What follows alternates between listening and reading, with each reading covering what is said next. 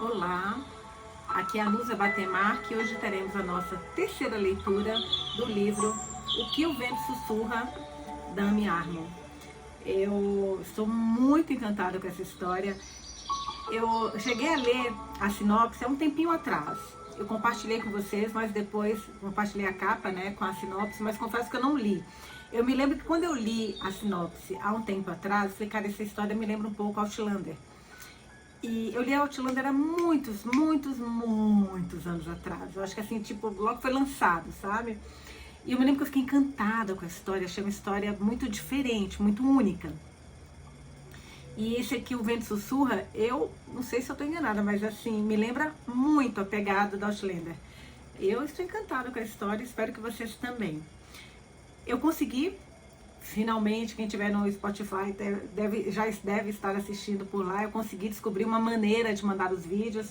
Eu descobri um aplicativo que eu consigo mandar o vídeo, de repente deixar ele um pouco mais de acordo com o Spotify exige. Pra falar a verdade, eu não sei o que aconteceu, porque eu sempre mandei e nunca teve problema. E agora, ele não subia de jeito nenhum, não fazia o download de jeito nenhum. Mas agora eu acho que está funcionando. Vamos ver, vou continuar tentando, porque depois dá até um pouco de medo, né? Que falar, será que vai funcionar mesmo ou não? Mas vamos lá, eu fiz a segunda leitura e perguntei para vocês o que vocês acharam.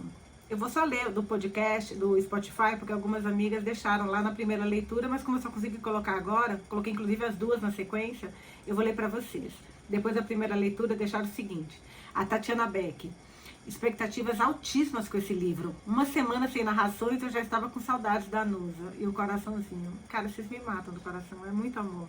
Nossa, é muito amor. Eu fico muito emocionada com as mensagens que vocês me mandam.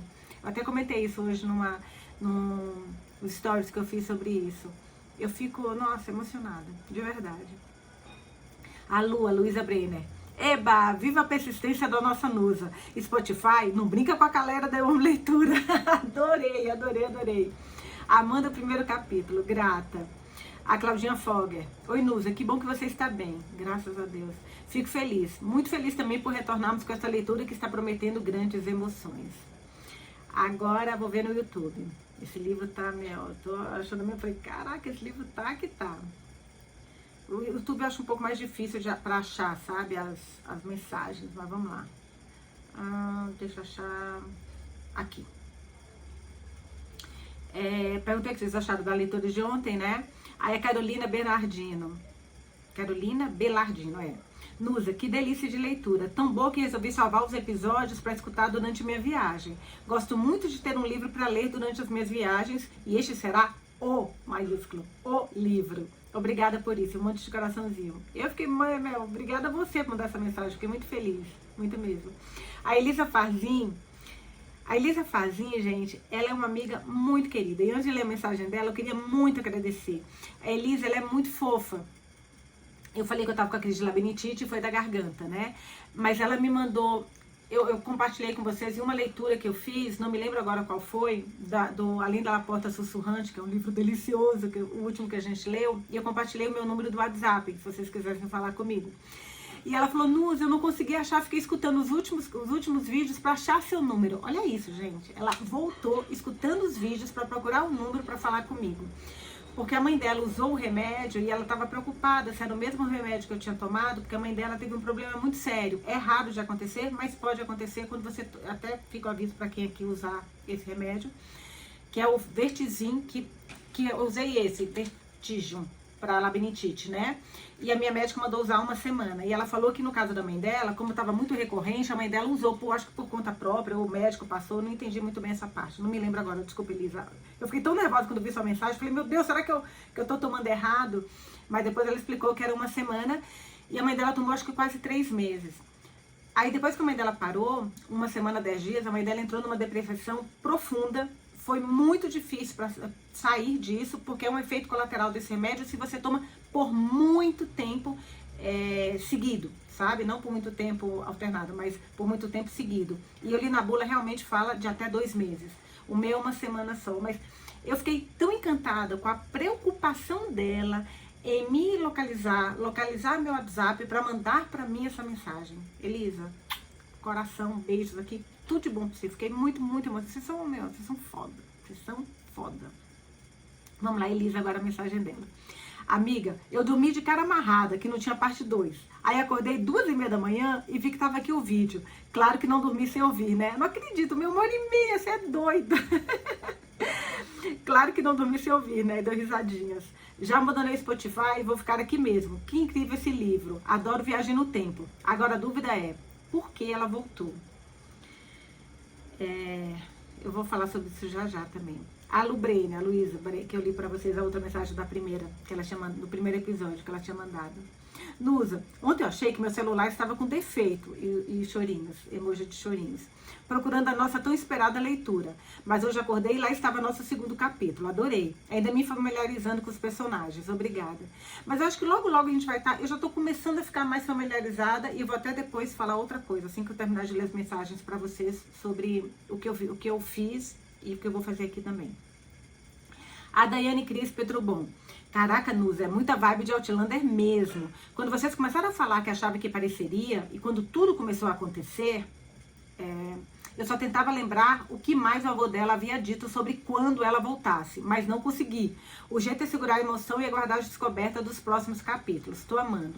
Então, Daiane, quando eu li sua mensagem, falei, cara, eu também queria saber o que ele falou, porque eu acho que teve muitas cenas que a gente não prestou atenção, a devida atenção e a devida importância no início do capítulo, que eu acho que vai ter um valor.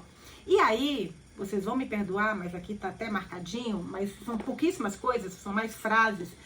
O que eu fiz? Eu voltei e eu reli essas partes para prestar mais atenção. Atenção que eu acho que agora, na parte que a gente está do livro, é importante a gente recordar o que foi dito nesse primeiro capítulo.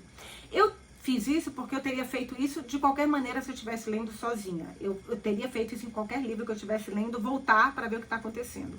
Como eu estou lendo com vocês, vocês vão me dar licença, quando eu terminar de ler as mensagens, eu vou ler para vocês essas partes que eu reli, porque assim como foi importante para mim, eu acho que é importante para vocês também. Se vocês não quiserem saber, aí vocês ficam apertando aquele, sabe, quando vai um pouquinho para frente, acho que 15 segundos você consegue ir para frente, tanto no YouTube como no podcast, no Spotify, o podcast lá, no Spotify, Amazon Music, todos eles você consegue. Para vocês não escutarem de novo, ou porque vocês não querem escutar essa primeira parte, porque vocês lembram, porque vocês não querem saber. Eu tava doida para reler essa parte que a gente já leu, né? Então eu vou ler para vocês. Anitta, Nívia Rantorni Nita. Oi, Nusa, que bom que está melhor. Eu sempre tenho crise de labirintite após tensão emocional. Não sei se há relação. Me falaram que há relação sim, após tensão emocional. No meu caso, como a primeira vez que eu tive não foi tensão emocional e foi por conta da garganta. E agora, por mais que eu tenha passado por uma tensão muito grande, eu estava passando por uma tensão maior antes dessa tensão e não tive, eu acho que foi realmente da garganta, mas eu acho que tem relação sim. Continuando com a mensagem dela. O que foi essa segunda leitura? Um misto de Outlander com toque de a série Dark. Que eu tô louca pra ver essa série Dark, gente. Que eu não sei o que é isso. Todo mundo fala dessa tal de série Dark. Eu preciso assistir isso. Eu acho que é filme, né? Eu quero muito. Eu até salvei uma menina falando sobre essa série e acabei não indo adiante. Hoje foi difícil não continuar a leitura, kkkk. Mas me mantive firme, pois esses momentos são um ponto alto da minha manhã. Ai, que linda! Mas agora, olha... Agora, Anitta, eu consegui resolver, então acho que a gente não vai ter problema, porque eu vou conseguir fazer tudo dia, colocar no Spotify aqui. E o mais importante, esses últimos 2 dias, eu estava numa crise muito forte de labirintite. Hoje eu estou melhor, mas os últimos 2 dias eu estava realmente muito mal. Por isso que também eu estava com muita dificuldade em fazer, eu estava fazendo umas leituras nos horários meio, que nem ontem, acho que fui fazer era 10 da noite. Primeiro porque eu estava tentando subir no Spotify, depois que eu estava com muita dor de cabeça. Só tomar água, só um pouquinho.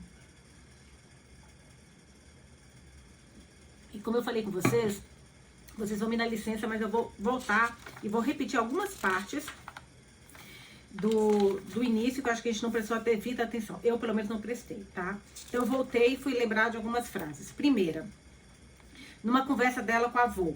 Aí, que foi o primeiro capítulo. Aí, no final do primeiro capítulo, o avô fala assim, olha, eles conhecem a minha história, tá falando sobre o vento, lembra? Ele falando que o vento te escuta. Aí ela perguntou, eles conhecem a minha história? Sim, o avô respondeu. E a sua também? Aí ele colocou, ah, sim. Nossas histórias estão interligadas, menina N. A sua história é especial. Pode demorar a sua vida inteira para contá-la. A minha vida e a sua. Aí teve uma outra parte, que foi essa daqui. Essa. que ela tá falando sobre histórias, livros que ela leu e tal. Aí o avô fala assim, e aí ela fala dos livros que ela leu, das histórias que ela contou, né? Ela coloca assim, na página 12. Mas não, esta história não é como nenhuma fábula que eu já contei, nenhuma história que eu já escrevi. É a história da minha família, tecida no pano do meu passado, marcada no meu DNA, gravada na minha memória. Tudo começou, se é que existe um começo, quando meu avô estava morrendo. Porque eu pensei nisso, se você for pensar, gente, é muito louco isso, porque quando a avó morreu, que ela vai jogar as cinzas, é que ela voltou para o tempo. E ela reencontrou o avô. E pelo que eu vou ler das frases que vocês vão ver aqui, eu acho que o avô, durante todo esse tempo que está criando ela, lembrava que ela voltaria para o passado. Porque ele ficou com ela quando ela... É muito louco falar isso, né? Não sei se vocês estão me acompanhando, mas olha só. Ele, como criança, ele conheceu essa neta dele. Porque essa neta dele voltou no tempo, quando ele era criança. Meio confuso, mas acho que deu para vocês entenderem. Agora a gente está na foto que eles estão olhando as fotos, na parte que eles estão olhando as fotos, na página 16. Aí ela fala assim, e essa... Ai, só fechar a janela, porque é barulho. Só um minutinho, gente, 2 segundinhos.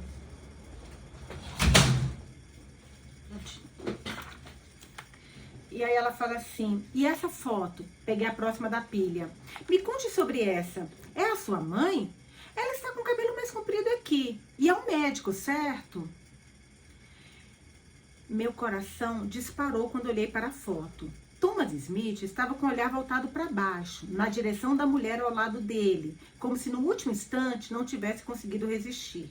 O olhar dela estava direcionado para baixo também, um sorriso secreto em seus lábios.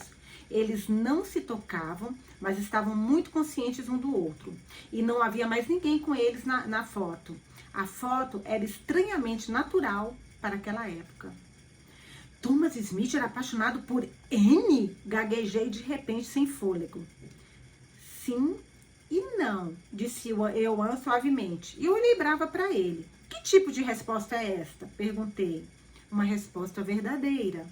Mas ela era casada com seu pai. E você não disse que ele era o melhor amigo de Declan?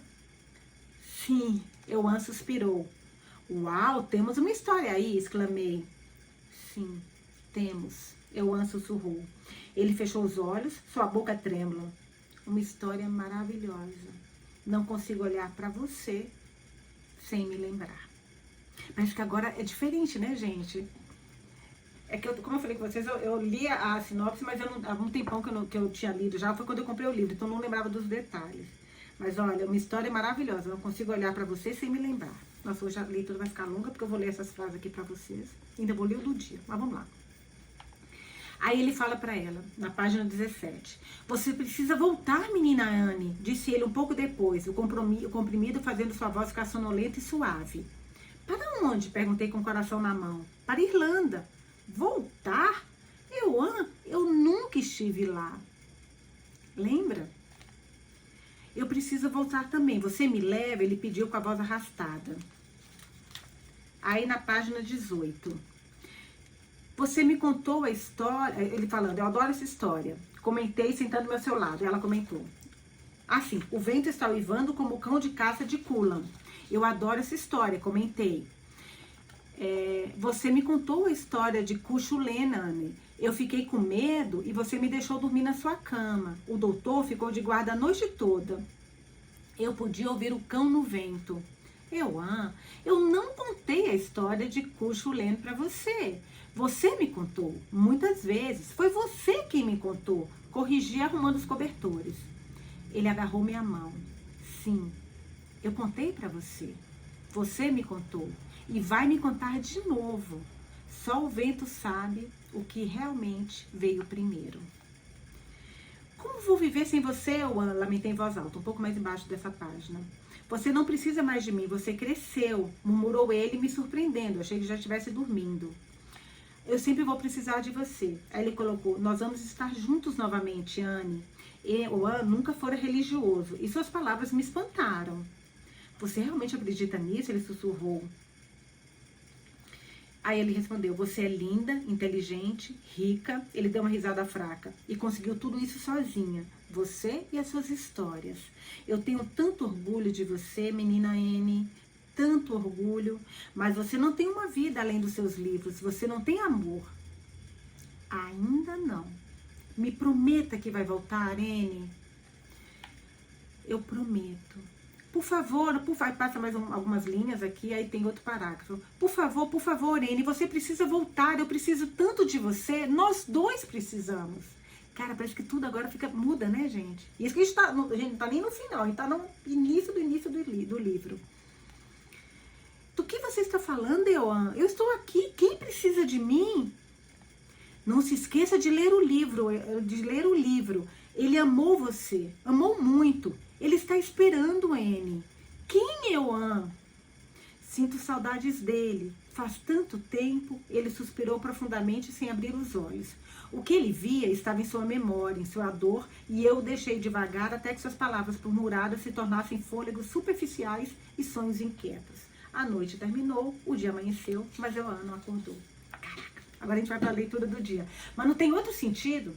Aliás, só lembrando vocês que sempre que eu acabo um livro, eu coloco para o desapego lá no site www.euamoleitura.com.br, onde eu vendo meus marcadores, as tiras de leitura, enfim, tudo que é de livros. E quem comprar esse livro vai estar todo marcadinho, que eu não vou tirar essas marcações que eu coloquei. Marcações, que horror, burra, essas marcações que eu coloquei agora. Vamos então para a leitura de hoje? Eu achei legal, como eu voltei a reler essa parte, falei, cara, é curioso, eu acho que eles vão querer também saber. Vamos lá então, releitura de hoje, página 73, estamos no diário, uma página do diário de Thomas. Cacete. 8 de setembro de 1917. Sabe uma coisa que eu adoro ver até que página a gente vai? Eu sempre faço isso. Hoje até a 108. Está na 73. Gava Gleb significa lugar hostil. Sempre achei este um nome interessante para um lugar tão bonito, situado próximo a um lago, onde as árvores são altas, o solo rico e a grama verde. Não era um lugar hostil, mas para mim era exatamente o que o lugar sempre representou. Um lugar hostil, um lugar difícil. Sempre me debati entre amor e ressentimento por ele. Ele pertence a mim agora, mas nem sempre foi assim. Pertencia a John Townsend, meu padrasto, um proprietário de terras inglês, cuja família havia recebido a terra do lago 300 anos antes do seu nascimento. John era um homem gentil. Ele era bom para minha mãe, bom para mim. E quando morreu, eu herdei a terra. Um irlandês. Pela primeira vez em 300 anos, a terra voltava às mãos irlandesas. Sempre acreditei que terras irlandesas deveriam pertencer a irlandeses, ao povo que viveu e morreu neste solo de geração em geração. Mas o conhecimento não despertou orgulho nem vingança em mim. Ao contrário, contemplar Gava Gleb e o destino que havia sorrido para mim geralmente me enchia de um desespero silencioso. A quem muito é dado, muito será cobrado. Verdade. E eu cobrava muito de mim mesmo. Eu não culpava John Townsend por sua inglesidade. Não conhecia essa palavra, inglesidade. Parece que não existe, né? Eu o amava. Ele não carregava opiniões ruins ou más intenções. Não tinha preconceito com os irlandeses. Não tinha ódio em seu coração. Era simplesmente um homem que recebeu o que lhe foi dado. A mancha em sua herança havia sumido com os séculos. Ele não se sentia culpado pelos pecados do seu pai. E não deveria mesmo. Mas a história não tinha acabado em mim. Eu não me achava diferente do meu padrasto. Beneficiei-me de sua riqueza. Recebi de bom grado o que me foi dado. Ele me proporcionou uma educação excelente e trouxe os melhores médicos e professores quando eu era pequeno e doente. Pagou pelo meu ensino superior quando cresci, pela ótima casa em Dublin, onde vivi para estudar medicina no University College Dublin. Comprou carro para que eu pudesse voltar para casa quando minha mãe morreu no meio do 2º ano.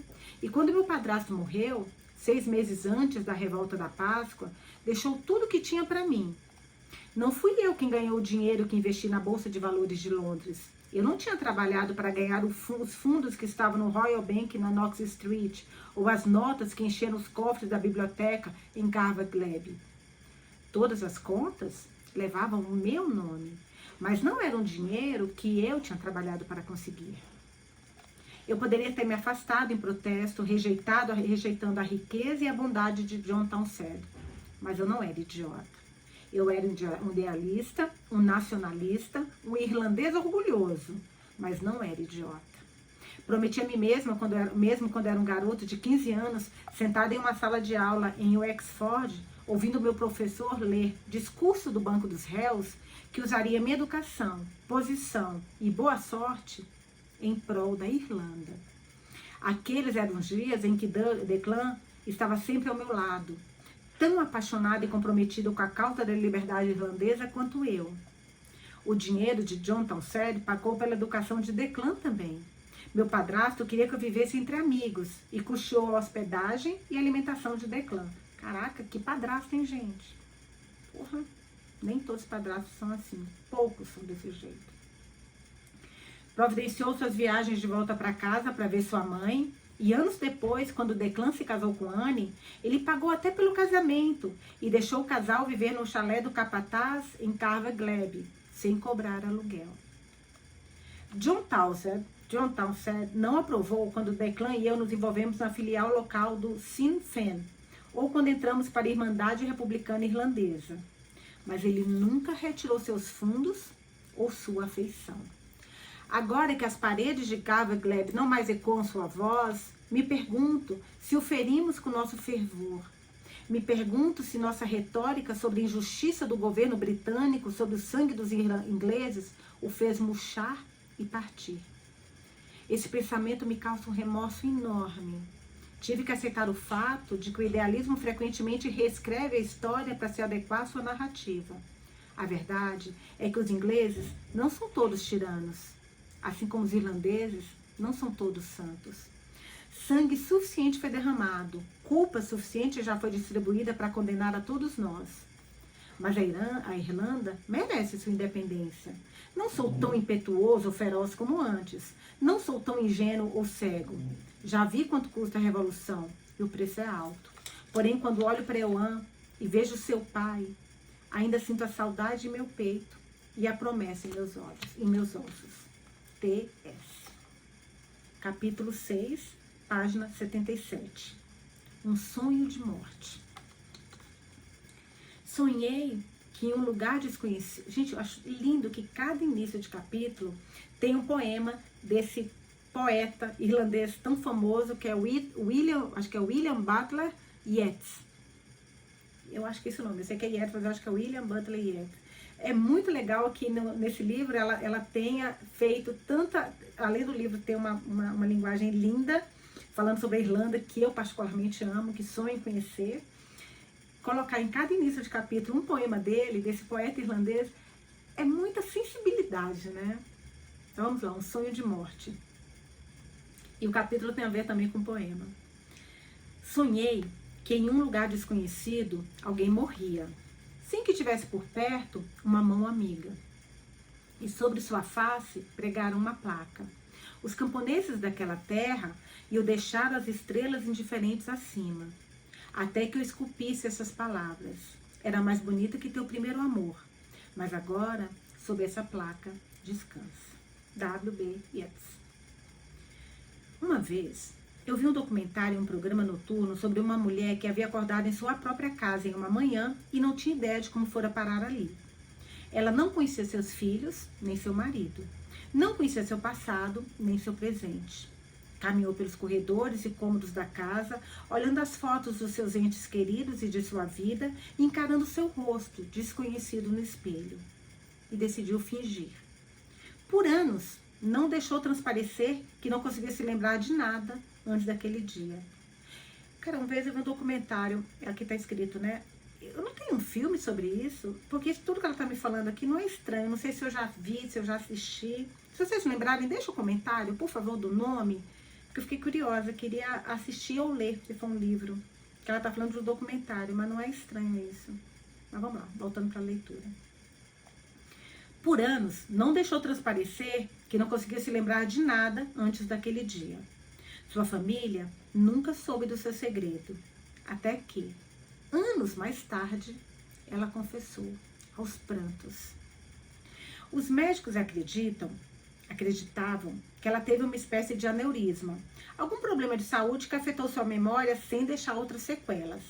Assisti ao programa com grande ceticismo, duvidando não que ela tivesse esquecido tudo, mas que houvesse sido capaz de fazer uma encenação sem que sua família percebesse que algo estava terrivelmente errado. Por 3 dias, eu fiquei deitada, em desconforto e negação, dormindo quando podia e olhando para as paredes floridas quando não podia. Eu ouvia a casa, implorava para que confiasse em mim, revelasse os segredos que eu não sabia e confessasse os detalhes que eu deveria saber. Os pedaços que se espalharam como pedaços de papel ao vento, impossíveis de capturar.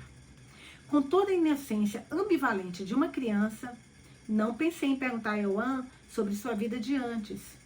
Enquanto crescia, estava imersa no mundo que ele construiu para mim. Um mundo repleto de acessórios da infância. Eu era o centro do seu universo. Nunca havia pensado sobre sua vida antes, quando ele existia apenas separado de mim. Apenas quando ele existia separado de mim. Mas ele teve uma vida antes. E pude perceber agora que eu sabia muito pouco sobre essa vida.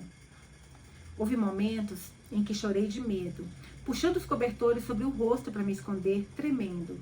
Cobertores que não deveriam existir ou que realmente não existiam. E essas pessoas, eu vou só tirar meu relógio, porque meu relógio, ele tá ligado, ele é o Apple Watch, e ele tá ligado com o celular. Então, quando chega a mensagem, qualquer coisa, ele apita. E automático, sabe quando sua mão treme, é automático você olhar, e isso me distrai. Então, desculpa ter parado, mas eu vou tirar, porque tá me perturbando, a paciência, ele me desconcentrando. Vamos lá. E pude perceber agora que eu sabia muito pouco sobre esta vida. Houve momentos em que chorei de medo, puxando os cobertores sobre o rosto para me esconder, tremendo. Cobertores que não deveriam existir ou que realmente não existiam. E essas pessoas, Thomas, Brigitte, que é a avó do Ioan, né? Ioan, não existiam. Não mais. No entanto, aqui estavam, tão vivas quanto eu, de carne e osso e sentimentos, vivendo dias que haviam passado. Então as lágrimas corriam novamente. Eu estava parcialmente convencida de que estava morta, de que havia morrido no lago e ido para um estranho céu. Onde o Ioan existia como uma criança novamente. No fim das contas, foi esse o pensamento que brilhou e cresceu. Uma faísca que se tornou chama, me aquecendo e acalmando o círculo enlouquecido dos meus pensamentos. Ioan estava aqui, neste lugar. No meu mundo, ele havia partido. Aqui estamos juntos de novo, assim como ele havia prometido, que eu acabei de ler para vocês. Aqui estamos juntos de novo, assim como ele havia prometido. Ioan me fez querer ficar, ao menos por um tempo. Thomas me examinava com frequência, trocando as bandagens e verificando se o ferimento tinha infeccionado. Você vai ficar bem, Anne, com dor, mas bem. Não houve graves consequências. Onde está Ioan? Perguntei. O menino não tinha vindo me ver desde aquela primeira noite. Brigitte foi para a casa da sua irmã em... Ai, gente, são os nomes irlandeses de cidades, ou vila, ou de vilarejo, que só por Deus, viu? Brigitte, vamos ler devagar. Brigitte foi para a casa da sua irmã em Kiltclocker, por uns dias. Kiltclocker? Repeti, tentando lembrar onde já tinha ouvido esse nome antes. Chama de Armada nasceu em Kiltclocker, eu disse, puxando o fato dos recônditos da minha mente. Sim, nasceu. A mãe dele, Mary, era uma McMorrow. Ela e Brigitte são irmãs. Ah, por isso que o avô tinha... lembra que ela perguntou como é que você conseguiu o botão do Mac de Armada? Ele era tio avô, né? Do nosso Ioan. Declan e Chan eram primos? Ah, na próxima frase já estava corrigindo, falando muito mais fácil do que meu raciocínio aqui. Declan e Chan eram primos? Concluí maravilhada. Eles eram, Anne. Você sabe disso. Eu só conseguia balançar a cabeça em uma negação incrédula. Por que Ioan havia escondido tanto da sua história para mim? Um laço familiar tão importante ele nunca me contou? Brigitte, McMorrow, Galahad? Fechei os olhos e tentei limpar a mente, mas antes que um pouco de honestidade escapasse dos meus lábios. Brigitte quer afastar Ioan de mim, sussurrei. Sim, respondeu Thomas sem remorso. Você pode culpá-la? Não. Eu entendi a Brigitte perfeitamente. Também não confiaria em mim. Mas eu não tinha culpa dos pecados de Anne, seja lá quais fossem. Eu queria tomar banho. Seria possível? Eu precisava de um banho desesperadamente. Passei a mão em meu cabelo, que estava lambido e murcho nas minhas costas. Não, ainda não. Você precisa deixar o ferimento secar. Será que eu poderia ao menos me limpar um pouco? Com um pano, escovar os dentes, talvez lavar os cabelos? Seus olhos pararam por um momento no emaranhado do meu cabelo e rapidamente se desviaram. Ele assentiu com a cabeça. Se você se sente forte o suficiente, então sim. Mas a ajuda acabou. Nem mesmo a Brigitte está aqui para ajudá-la. Está todo mundo muito bravo com ela, né? Eu não queria que Brigitte me ajudasse. Ela entrou no meu quarto uma vez como um vento gélido e deixou uma corrente de ar em seu rastro. Na verdade, a Brigitte era a mãe do Declan, né? A Anne era a nora dela.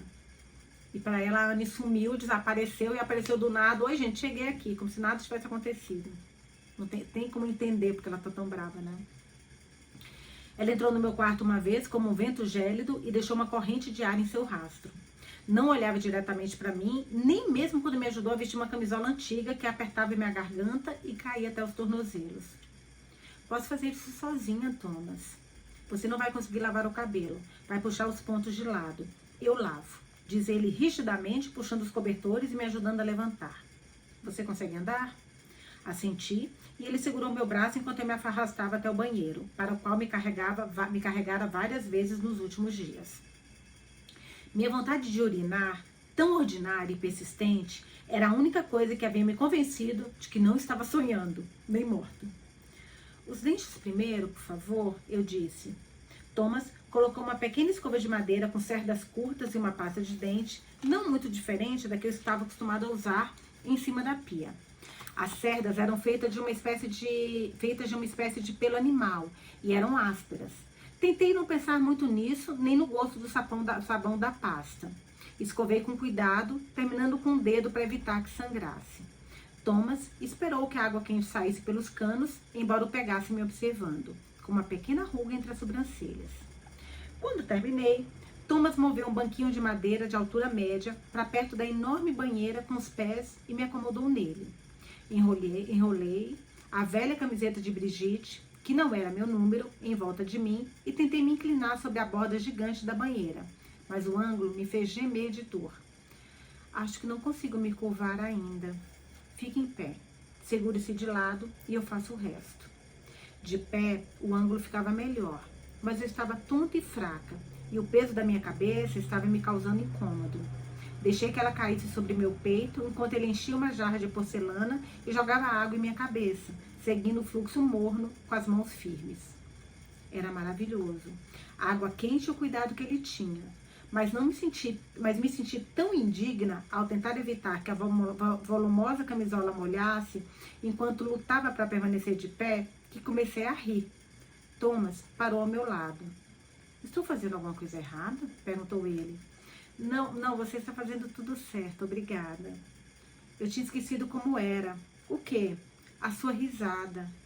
Parei de rir imediatamente. Eu era uma impostora e saber disso era desagradável e assustador. O fluxo de água continuou até que a minha cabeça ficasse tão pesada como a água que me puxou para o lado. Balancei e Thomas me firmou, torcendo meu cabelo com a mão direita enquanto me segurava com a esquerda.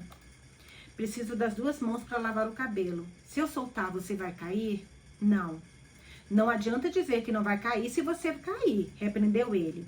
Havia algo em seu sotaque, nas palavras cantadas, que mexiam comigo. Não sei se era simplesmente o som da minha infância, Joanne, mas me confortava. Thomas me soltou devagar, testando a veracidade da minha afirmação. Quando parei de balançar, ele correu para ensaboar o engruvinhado do meu cabelo. Fiz uma careta, mas não de dor. Não podia nem imaginar como ficaria depois de seco. Eu usava produtos caros para evitar que meus cachos ficassem crespos e incontroláveis. Ele foi minucioso, mas gentil, passando sabão em meu cabelo, enxaguando os dedos longos em meu couro cabeludo, uma presença constante ao meu lado. E sua gentileza me fez chorar. Cerrei os dentes para lutar contra as lágrimas que pinicavam meus olhos e disse a mim mesma que era ridícula. Devo ter cambaleado de novo, porque Thomas colocou uma toalha sobre meus ombros, torceu o excesso de água no meu cabelo e me colocou no banquinho mais uma vez. Você tem óleo ou tônico para deixar o cabelo macio? Gaguejei, tentando usar os termos corretos. Algo para suavizar os cachos? Thomas ergueu as sobrancelhas e colocou para trás uma mecha do cabelo escuro que havia caído em sua testa. Sua camisa estava úmida e as mangas dobradas até os cotovelos não tinham se saído muito melhor. Eu me senti como uma criança carente. Esqueça, desculpe. Obrigada pela ajuda. Porque parece até tanta confusão, ela preocupada com o cabelo, né? Ela deve ter ficado sem graça aqui, com o olhar que ele lançou para ela. Ele apertou os lábios, pensando, e se virou para o armário alto próximo à porta. Minha mãe costumava lavar o cabelo com um ovo bem batido e secava com chá de alecrim. Nossa Senhora, imagina o cheiro que vai ficar no cabelo, gente. Ovo bem batido. Credo, preferia ficar com cachos, de qualquer jeito. Que eu amo cachos, diga-se de passagem. Com ovo bem batido e secava com chá de alecrim. Talvez na próxima vez, pode ser? Não acho que esse chá de alecrim vai resolver muito o ovo, mas tudo bem, o cheiro. Ele me olhou com vago esboço de um sorriso. Pegou um pente fino de metal e uma pequena garrafa de vidro do armário. O rótulo amarelo, escrito brilhantina, debaixo do desenho de um homem com cabelo repartido e penteado para trás, me fez pensar que a garrafa pertencia a ele. Vou usar só um pouquinho. Isso deixa um resíduo gorduroso do qual Brigitte reclama. Ela diz que eu deixo manchas nos móveis onde encosto a cabeça. Ele se sentou no vaso sanitário e puxou o banquinho que eu estava sentada em sua direção para que eu ficasse entre seus joelhos, de costas para ele. Ouviu retirar a tampa do tônico e esfregar as mãos. O cheiro não era desagradável como eu temia. Tinha um cheiro de Thomas. Comece pelas pontas e vá subindo, sugeri suavemente. Sim, senhora. Seu tom era engraçado e eu mordi os lábios tentando não rir. A intimidade de suas ações não passou despercebida por mim. Eu não conseguia imaginar outro homem de 1920 cuidando de sua mulher desse jeito. E eu não era sua mulher. Não tem nenhum paciente hoje? Perguntei assim que ele começou a fazer da forma que sugeri, passando as mãos pelos fios molhados que pendiam nas minhas costas. Hoje é domingo, Anne. Os O'Toole... o O'Toole é aquela família, lembra que ele mandou no primeiro? Agora tô lembrando, assim, a gente vai lembrando devagar, né? Os O'Toole é aquela família da menina do pão com manteiga, que ele contratou, que estava com fome. Hoje é domingo, Anne. Os O'Toole não trabalham aos domingos e eu não vejo nenhum paciente, a não ser que seja uma emergência. Perdi a missa 2 semanas seguidas. Tenho certeza de que o padre Derby vai passar aqui para perguntar por quê e beber o meu uísque. Hoje é domingo? Repeti, tentando me lembrar de que dia era quando joguei as cinzas de Eoan no Luxgil. Eu tirei você do lago no domingo passado. Está aqui há uma semana, explicou ele, juntando meu cabelo nas mãos e cuidadosamente passando o pente por todo o comprimento. Que dia é hoje? Perguntei. Dia 3 de julho. Dia 3 de julho de 1921? Sim, 1921. Fiquei em silêncio e ele continuou examinando cuidadosamente os cachos. Cara, deve ser muito doido. Imagina acontece um trem desse com você, gente. Tem tanta coisa doida acontecendo com as pessoas. Teve um cara aí, você viu? Eu acho que eu vi não sei aonde, de um cara que, ele foi filmado entrando tipo numa caverna, sei lá. Não lembro direito do detalhe. E o cara sumiu, gente. 10 anos depois o cara apareceu como se nada tivesse acontecido. Deram ele como morto. E ele não se lembra dos detalhes, mas ele voltou exatamente igual, com a mesma mochila, com a mesma roupa, só com a barba um pouco maior. Então, tem muito mistério que a gente não sabe o que é, sabia? Eu fico preocupada, não. Eu não duvido de nada, preocupada não. Nada que eu falo, isso é impossível. Nada. Tudo pode acontecer. Vamos lá. Imagina você falar 1921, socorro. Fiquei em silêncio e ele continuou examinando cuidadosamente os cachos. Eles vão propor uma trégua, murmurei. Quê? Os britânicos. Aí essa parte que eu tava doida pra chegar nessa página que ela começa a lançar umas coisas que não tinha como ela saber. Vamos isso. Vamos lá. Foco. Acho que eu perco o foco. Os britânicos vão propor uma trégua com os Dale. os dois lados vão concordar em 11 de julho de 1921. A data, diferente de todas as outras, ficou na minha memória porque 11 de julho era aniversário de Euan. E como você sabe disso? Ele não acreditou em mim, claro, parecia cansado. De Valera vem tentando convencer o primeiro-ministro britânico a aceitar a trégua desde dezembro do ano passado. Eu simplesmente sei. Fechei os olhos me perguntando como iria contar para ele, como convenceria de quem eu era. Não queria fingir que era outra pessoa. Mas se eu não fosse Anne Finnegan Gallagher, ele me deixaria ficar? E se eu não conseguisse ir para casa? Para onde eu iria? Pronto, isso deve bastar, disse Thomas e passou a toalha sobre os fios recém-penteados, enxugando a água e o excesso do óleo. Toquei o cabelo macio, as pontas já começando a enrolar e agradeci baixinho. Ele se levantou e, com as mãos em volta dos meus braços, ajudou-me a ficar em pé. Vou deixar você agora. Tenho um pano e sabão para o banho. Cuidado com as bandagens. Estarei por perto. Me chame quando tiver terminado. E, pelo amor de Deus, não desmaie. Ele caminhou em direção à porta, mas hesitou a tirar a maçaneta. Anne, sim? Me desculpe. O pedido ecoou no ar por alguns segundos antes que ele continuasse. Deixei você para trás em Dublin. Eu procurei, mas deveria ter procurado mais. Sua voz era muito baixa. Seu rosto estava virado, as costas rígidas. Eu já havia lido suas palavras, seu relato sobre a revolta da Páscoa e sentido sua angústia. Eu podia senti-la agora também e queria que ele desabafasse. Não tenho o que se desculpar, respondi com convicção. Você cuidou de Euan e de Brigitte, trouxe Declan para casa. Você é um homem bom, Thomas Smith, um homem muito bom. Ele balançou a cabeça resistindo e quando falou novamente, sua voz estava tensa. Seu nome está na lápide dele.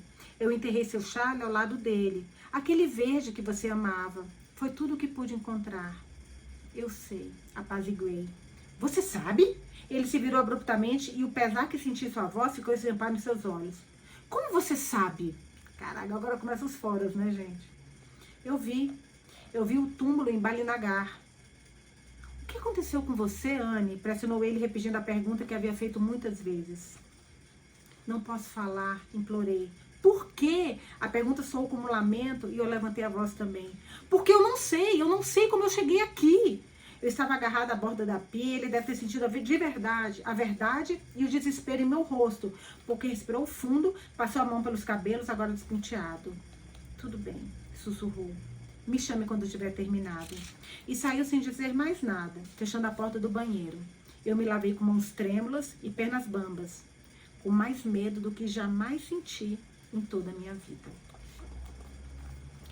Euan e Brigitte voltaram no dia seguinte. Ouvi Euan subindo a ampla escadaria e depois descendo. E ouvi Brigitte dizer a ele que eu estava descansando e que não era para incomodar. Fui ao banheiro 2 vezes sozinha, me movendo com cuidado, mas ganhando confiança. Escovei os dentes, pintei meu cabelo sozinha, queria me trocar de ver Euan, andar, mas não tinha mais nada para vestir, exceto as 2 camisolas emprestadas que usava enquanto convalescia. Eu estava inquieta e fraca e passava os dias olhando a vista das janelas.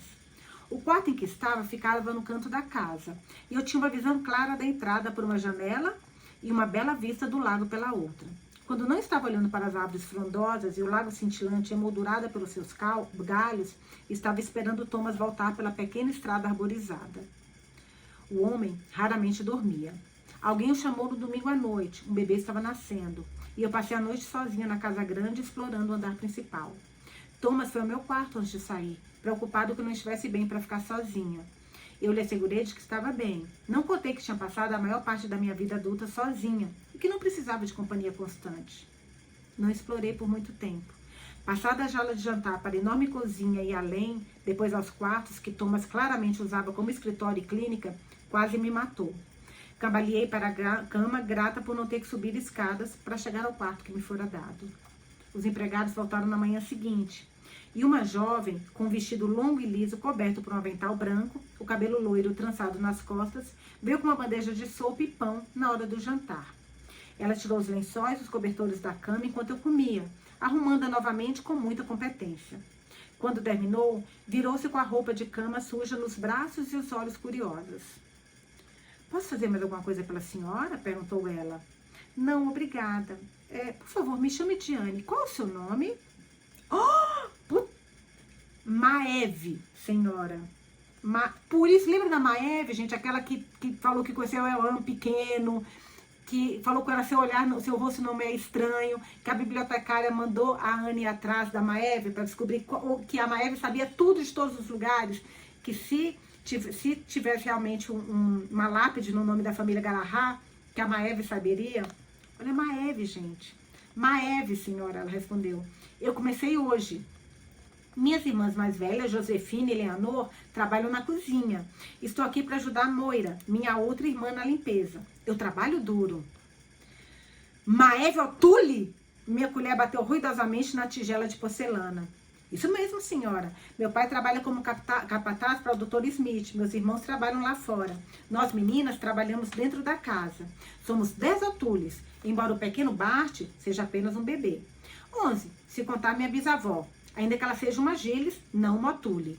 Ela é tão velha que podemos contá-la 2 vezes. Ela riu. Moramos um pouco mais adiante da estradinha, atrás da casa grande. Encarei a menina. Ela tinha no máximo 12 anos. Eu tentei encontrar a idosa em suas feições. Não consegui. O tempo a havia transformado tão completamente que não havia nenhuma semelhança óbvia. É um prazer conhecê-la, Maeve. Gaguejei tentando esconder meu choque. Ela sorriu e abaixou a cabeça, como se eu fosse uma visita da realeza, e saiu do quarto. Ela voltou. Anne voltou. Foi o que Maeve disse. Ela não tinha esquecido. Eu fiz parte da história dela. Eu, não minha bisavó. Anne Finnegan Galahad não tinha voltado. Eu tinha. Caraca, essa parte... Lembra que a Maeve falou isso, gente? Peraí, rapidinho. Eu fico doida pra saber o que era. Puta merda, peraí, gente. Lembra que a Maeve falou? Onde tá isso? Ai, meu Deus. Não vou achar, não. Peraí, a Maeve... Não, tá aqui. Não vou lembrar. Puxa, eu queria tanto. Tá, não vou achar. Cheguei no capítulo, mas aí vai demorar muito pra achar. Mas a Maeve falou isso, lembra? Você voltou. A Anne voltou, ela falou. Caraca. Agora, a gente vai para a parte do diário. Nós estamos agora em 23 de maio de 1918. Ela chegou em 1921, hein, gente? Que dia de 1921 mesmo? Julho. Ela chegou, aqui era dia 3 de julho. Ela chegou uma semana antes de 1921. Então, aqui a gente está em 1918 ainda, no diário do Thomas. 23 de maio de 1918. Um acordo contra o recrutamento forçado aguardava assinaturas irlandesas nas portas de cada igreja da Irlanda no mês passado. O primeiro-ministro da Inglaterra declarou que os meninos da Grã-Bretanha estão em angústia, lutando em uma frente de 80 quilômetros na França, e os irlandeses não têm queixas reais. Recrutamento forçado para as Forças Armadas Britânicas é o medo presente em todo o lar irlandês. Os britânicos começaram com um jogo de gato e rato, soltando prisioneiros políticos apenas para capturá-los novamente e prendê-los. Eles também começaram a prender pessoas que participassem de qualquer atividade que promovesse... Nossa, esse é o cabelo aqui agora que eu tirei o negócio. Não, vai ficar... O óculos, eu tava com uma faixinha, só dividindo rapidinho, e eu fui escorregando, tava me irritando. Então vamos lá. Os britânicos começaram um jogo de gato e rato, soltando prisioneiros políticos, apenas para capturá-los novamente e prendê-los. Eles também começaram a prender pessoas que participassem de qualquer atividade que promovesse a Irlanda. Dança tradicional, olha isso, gente, aquilo que a gente já falou em outros livros, né? Sempre que a pessoa, que um país quer dominar o outro, que um império quer dominar o outro, a primeira coisa que faz é tirar nome, tirar algumas coisas da cultura aqui. Eles também começaram a prender pessoas que participassem de qualquer atividade que promovesse a Irlanda. Dança tradicional, aulas de idioma, jogos de hurling e fomentasse o sentimento anti-britânico. Isso só fez a panela ferver. Fui a Dublin em 15 de maio, aqui no diário 23, né? Ele tá falando que no dia 15 ele foi para Dublin. Fui a Dublin em 15 de maio apenas para saber notícias de uma série de invasões que seriam conduzidas em casas de membros proeminentes do Sinn Féin na sexta-feira seguinte. Meu nome não estava na lista, mas Mike estava preocupado. Ele conseguiu a lista com um dos seus homens no castelo de Dublin e me avisou para não voltar para casa. Passei a noite no Hotel Valgans com Mike e alguns outros, esperando as invasões. Valera e vários membros do conselho voltaram para casa apesar do aviso e foram apanhados e presos na varredura. Não sei o que poderia levar um sujeito a duvidar de Michael Collins quando ele manda não ir para casa, mas os britânicos devem ter ficado felizes com os homens que prenderam. Mike estava de volta ao amanhecer, pedalando por toda a cidade em seu terno cinza, bem debaixo do nariz dos homens que não queriam outra coisa a não ser prendê-lo. Lembra que ela tinha falado que em algum capítulo anterior, a Anne, conversando com o avô, quando viu o retrato do Michael Collins, que, ninguém sabia quem era, que o sonho dos britânicos era saber, ter uma imagem dele para prendê-lo, que ele era, acho que, o grande líder, né? Aí agora ele está contando, ó. Mike estava de volta ao amanhecer, pedalando por toda a cidade em seu terno cinza, bem debaixo do nariz dos homens que não queriam outra coisa a não ser prendê-lo. Consolado pelo fato do meu nome ainda estar limpo, fiz minhas próprias visitas ao castelo de Dublin. O recém-nomeado governador-geral da Irlanda, Lord John French, é um velho amigo do meu padrasto. Mike ficou feliz com a conexão. Encontrei Lord French para tomar um chá em seu escritório, em sua sede no castelo, enquanto ele listava todas as doenças que tinha, o que as pessoas costumam fazer quando estão conversando com um médico. Prometi a ele que viria vê-lo uma vez por mês com novos tratamentos para sua gota. Ele me prometeu um convite para o baile do governador, que aconteceria no outono. Tentei não fazer nenhuma careta e quase obtive sucesso.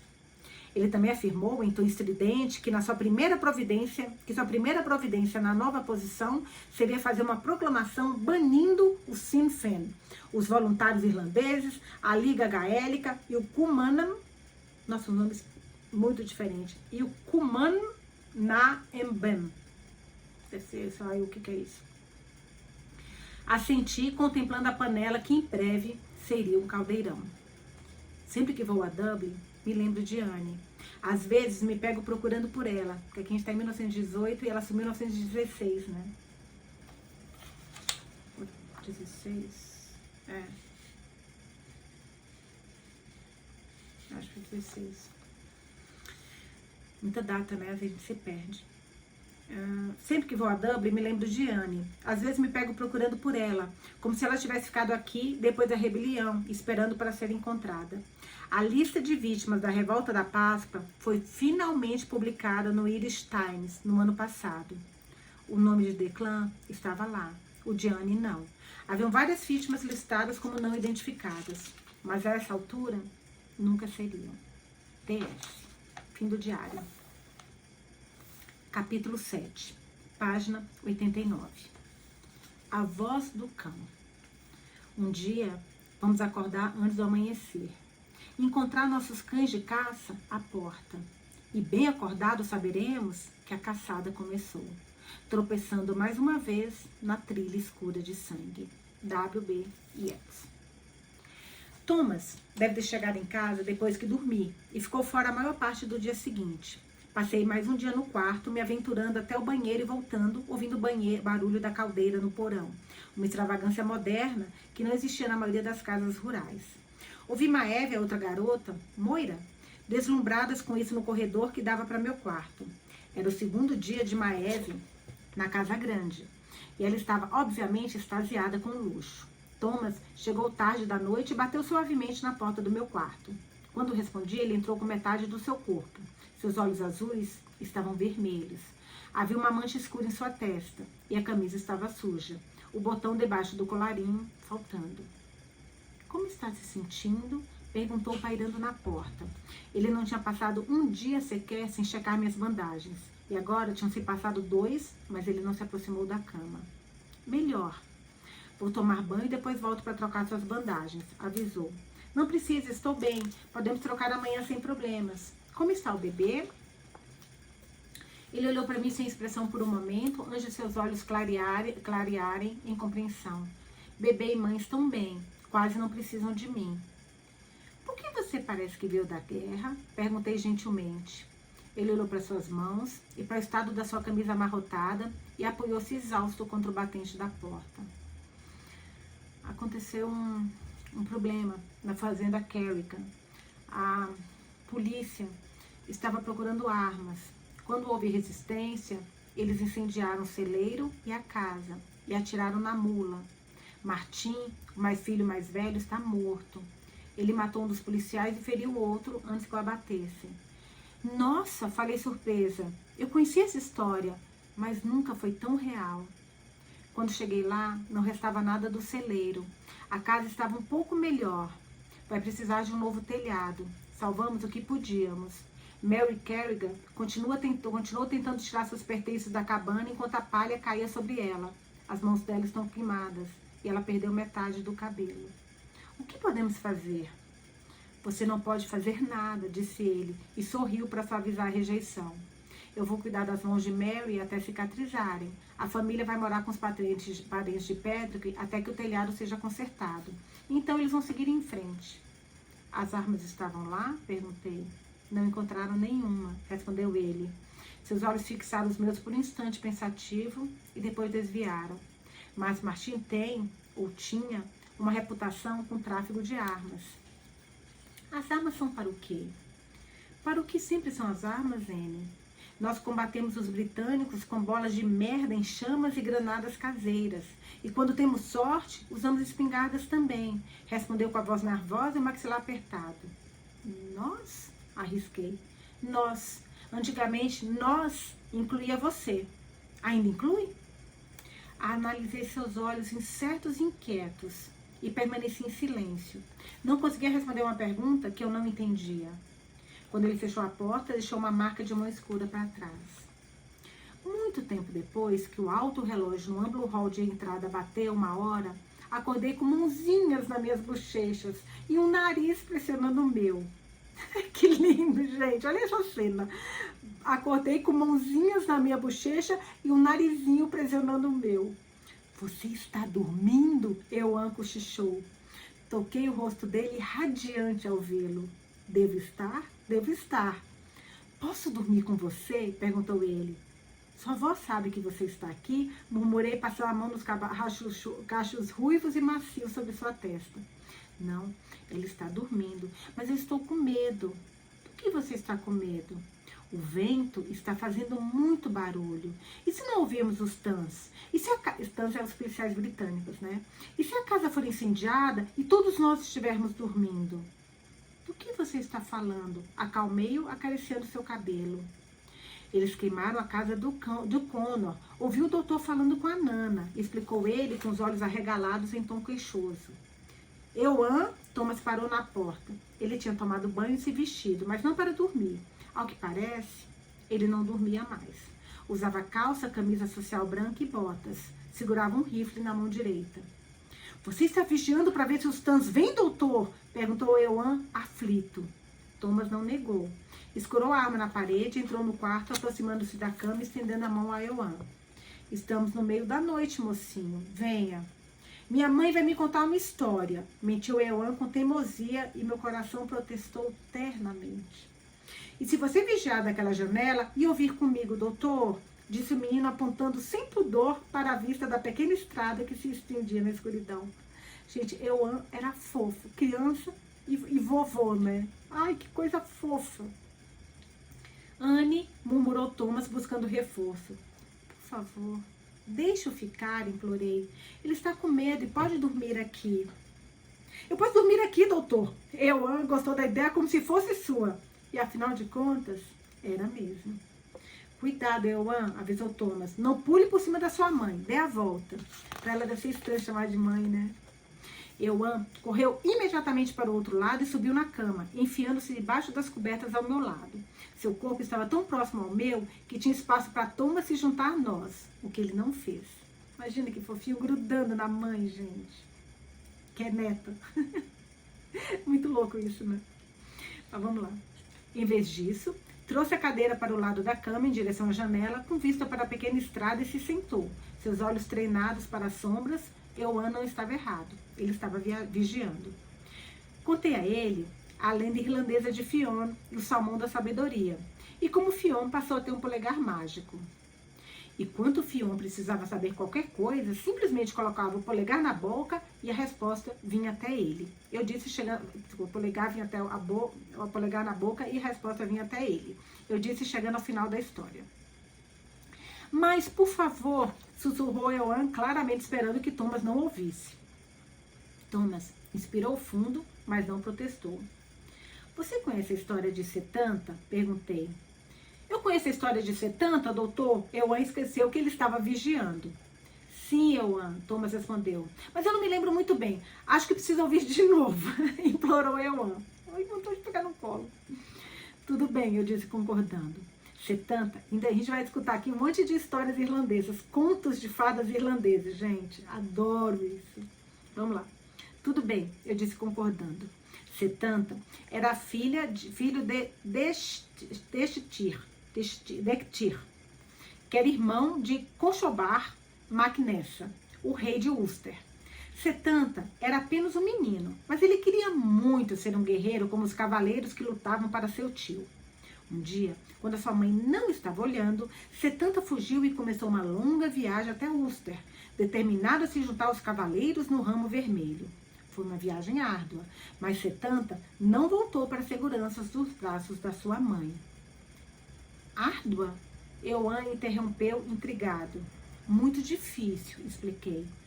Ele não amava a mãe dele? Perguntou. Sim, mas ele queria ser um guerreiro. Ah, disse Eoan, parecido confuso, como se realmente não entendesse. Enroscou o braço em volta de mim, do meu pescoço, e deitou a cabeça em meu peito. Enroscou um braço, eu fico imaginando a cena. Enroscou um braço em volta do meu pescoço e deitou a cabeça em meu peito. Ele podia ter esperado, murmurou. Sim, sussurrei, fechando os olhos em cima de lágrimas repentinas. Mas Setanta estava pronto. Quando ele chegou na corte do seu tio, fez o que podia para impressionar o rei. E mesmo sendo pequeno, ele era muito forte e corajoso. E o rei disse que ele podia treinar para ser um cavaleiro. Setanta aprendeu muitas coisas. Aprendeu a silenciar, quando era mais sábio, silenciar. Eita, que eu precisava aprender isso. Aprendeu a silenciar, quando era mais sábio, silenciar. Aprendeu a lutar, quando era necessário. Aprendeu a ouvir o vento, a terra e a água, para que os inimigos nunca o pegassem de surpresa. Ele viu a mãe de novo? Perguntou Eoan, ainda pegado a esse detalhe. Sim, e ela estava muito orgulhosa, sussurrei. Conte-me a parte do cão de caça, ordenou ele. Você se lembra mesmo da história, murmurei. Eoan ficou em silêncio, percebendo que sua mentira fora descoberta. Eu terminei presenteando com a história do rei Conor jantando na casa de Culan, seu ferreiro, e Setanta matando o cão de caça selvagem de Culan. Setanta havia se comprometido daquele dia em diante a proteger o rei como o cão fizera, sendo para sempre chamado de Cuchulainn, o cão de Culan. Aquela história que a gente viu que ele adorava, que ela falou, mas foi você que me contou, ele não foi você que me contou. E no final foi que ele falou, um contou para o outro. Você é uma ótima contadora de histórias, murmurou docemente Eoan, apertando os pequenos braços em volta de mim, e o nó na minha garganta ficou tão grande que transbordou e escorreu pelo rosto. Por que você está triste? Você ficou triste que o Setanta matou o cão? Eoan perguntou. Não, respondi encostando. É emocionante essa parte, né?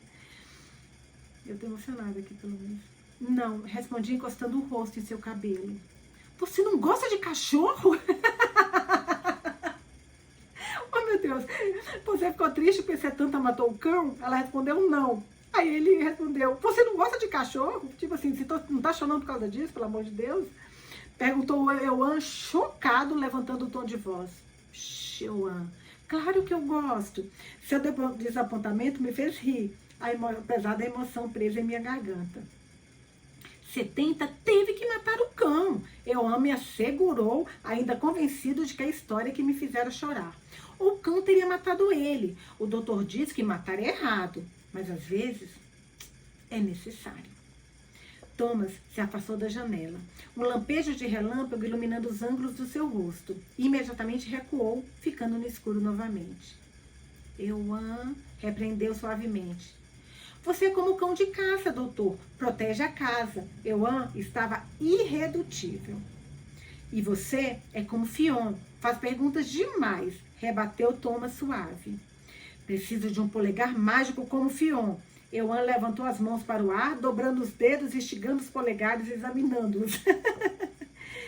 Em vez disso, você dará dedos mágicos, assim como o doutor. Você fará as pessoas ficarem bem com suas mãos firmes. Eu disse, mantendo o tom de voz baixa. Ele era médico, gente, o Euan, não lembro disso.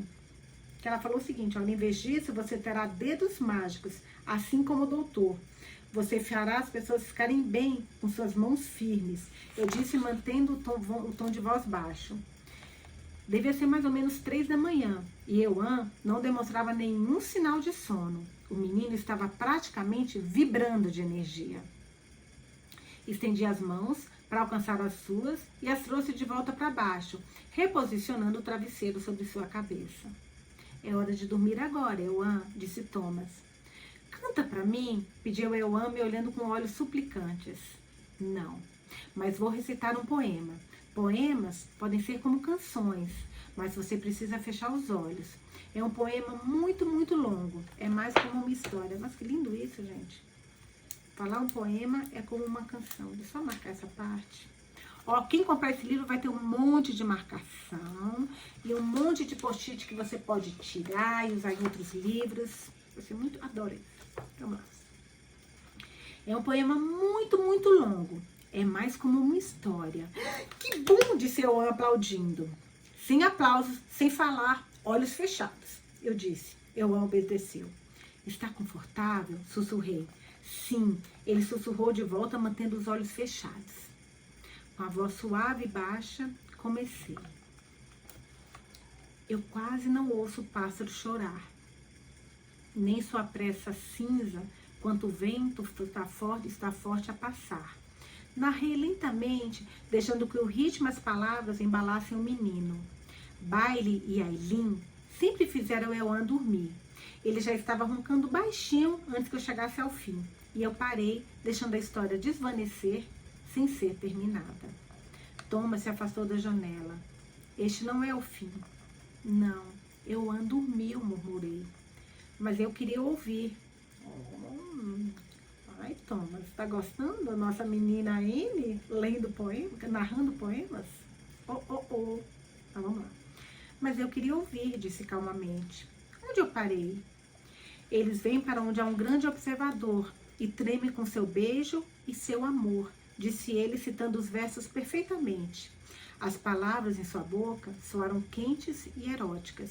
E eu peguei o fio da meada ansiosamente, querendo agradá-lo. Eles conhecem coisas imortais, pois vagam por onde a terra se esvai, recitei, e continuei suavemente pelas estrofes finais, terminando com as palavras que mais amava. Pois o amante ainda não viveu, mas ansiava por casar, como aqueles que não estão mais vivos. Como aqueles que não estão mais vivos, ele sussurrou. O quarto ficou em silêncio, com o brilho que uma boa história sempre deixa. E eu fechei os olhos e ouvi o pequeno Euan respirando quase sem respirar. Eu mesma, E eu ouvi o pequeno Euan respirando quase sem respirar, eu mesma, sem querer que esse momento passasse depressa. Por que você está chorando? Você não respondeu para ele. Examinei minha resposta brevemente, sem saber o que revelar, antes de decidir pela versão mais simples das minhas emoções complicadas. Meu avô me contou essas histórias. Ele me contou sobre o cão de Kulan. Agora estou contando para Euan. Um dia, ele vai contar para sua neta histórias que eu contei para ele. Caraca. Agora ela tá lembrando. Eu relendo, pelo visto vai mostrar aqui. Agora tá ela lembrando. Tá em itálico, tá? Pra gente saber que é uma lembrança dela. Eu contei pra você. Você me contou. Só o vento sabe o que realmente veio primeiro. Thomas se afastou da janela, emoldurado pela luz fraca, esperando que eu continuasse. E eu tentei explicar o grande tumulto em meu peito. Estar deitado aqui ao lado dele, sua doçura, seus braços em volta do meu pescoço. eu percebi como estou feliz. A verdade era estranha, fazendo com que parecesse falsa. Eu tinha saudades do meu avô, tinha saudades da minha vida. Estava com medo, apavorada. No entanto, uma parte de mim foi tomada pela gratidão pelo menino ao meu lado e pelo homem de vigia na janela do meu quarto. Você está feliz e chora? Thomas questionou. Tenho chorado muito ultimamente, mas desta vez foram lágrimas de alegria. Hoje em dia, não há muitos motivos para ser feliz na Irlanda. Euan é motivo suficiente para mim, respondi e novamente fiquei maravilhada que isso fosse verdade.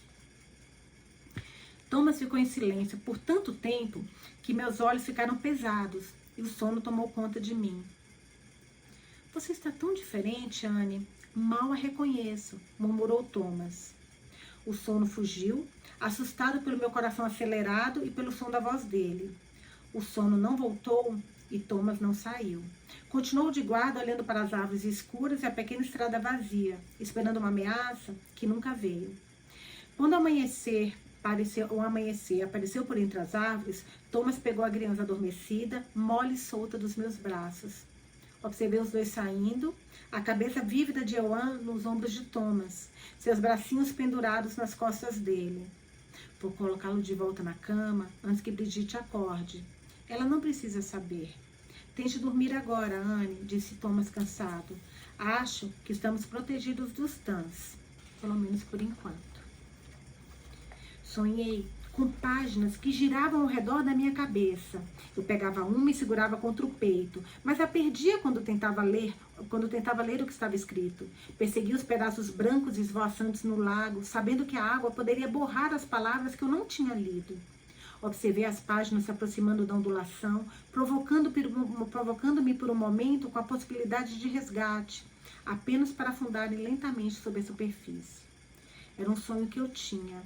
Sempre achei que vinha da minha necessidade de escrever as coisas, preservá-las. Nossa, que coisa linda! Olha, era um sonho que ela tinha. E eu sempre achei que vinha... Peraí, só marcar isso aqui. Da minha necessidade de escrever as coisas, preservá-las, dar-lhes vida eterna. Porque o que está no papel nunca some, né, gente? Mesmo que apenas em uma página. Acordei ofegante, me lembrando que o diário de Thomas Smith, aquele que terminava com aviso ao seu amor, podia perfeitamente estar no fundo de Log Hill. Estava na minha sacola, com a foto de Garvey Gleb dobrada entre as páginas. Eu tinha me esquecido disso. Estava lá embaixo da urna, com as cinzas de Euan. Espera, como é que era o diário? Está dentro da mochila dela. Estava na minha sacola, com a foto de Garvey Gleb dobrada entre as páginas. Eu tinha me esquecido disso. Estava lá embaixo da urna, com as cinzas de Euan. Uma onda de tristeza e de arrependimento me prendeu entre os travesseiros.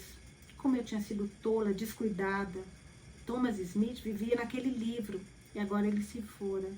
Somos partículas, pedaços de vidro e poeira. Somos tão numerosos quanto os grãos de areia que cobrem as praias, um indistinguível do outro. Caralho, gente, esse livro é um poema único, né? Uma coisa impressionante. Nascemos, vivemos, morremos. E o ciclo continua eternamente. Tantas vidas vividas. E quando morremos, simplesmente desaparecemos. As gerações se passam e ninguém saberá que existimos. Ninguém se lembrará da cor dos nossos olhos ou da paixão que ressoava dentro de nós. Um dia, todos vamos virar lápides nas gramas, monumentos cobertos de musgo.